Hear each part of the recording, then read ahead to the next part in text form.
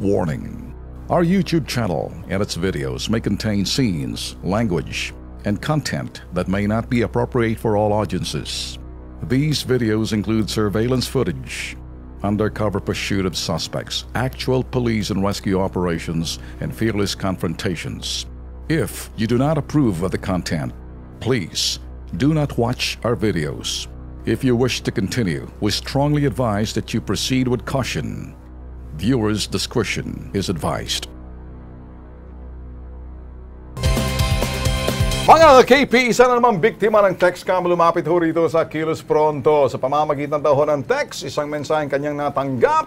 Nagsasabing nanalo raw siya ng 750 pesos sa isang sikat na game show. Wow, wow, win ni Willie Revillame. Kapalit na rito, hiningan siya ng 49,000 pesos para makuha ang premyo.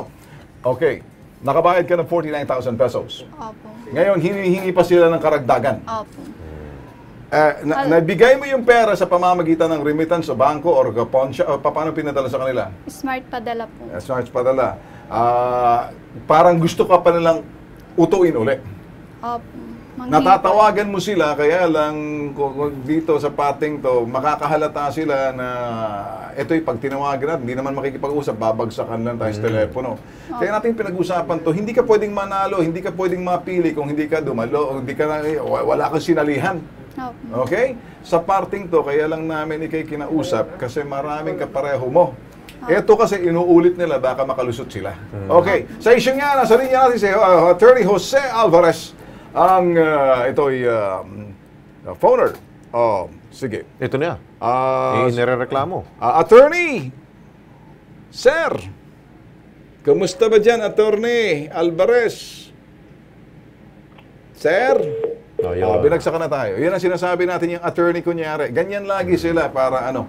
Well, anyway, sa atin, gagawa tayo ng paraan pagkatapos nito. Gusto namin sana makausap para marinig kung paano ka din, Engoy. Pero matalim to. Hindi na makikipag-usap to. Ganyan lagi, attorney. Kasi may proseso, hindi mo maano. Ginagamit nila yung mga sistema ng iba. Pero sa totoo, pag ako tinanong mo, hindi mo na makukuha to. Ang gusto nila, baka ma-Engoy ka nila ng second time around. Okay, mag-usap na lang tayo. Alam ko, malayo pang uuwian mo. Ang inano po ko po, dahil nagbanta po sila na pupuntan daw po ako sa bahay at papatayin. Paano? Bakit kilala ka nila? Nag-text lang sa iyo, sumagot ka sa text, nang nasabi na kinanalo ng 700, nagpadala ka agad ng pera. Yung mga text scam na yan, random yan. Baka hindi mo alam, sa loob ng munti yan o di sa Davao. Hindi ako naniniwala. Maniwala ka sa akin. Matagal na yan. Ilang taon ka na ngayon? 24 po. Ilang taon ka ng 2000? 2000? Oo. 20 po. 20?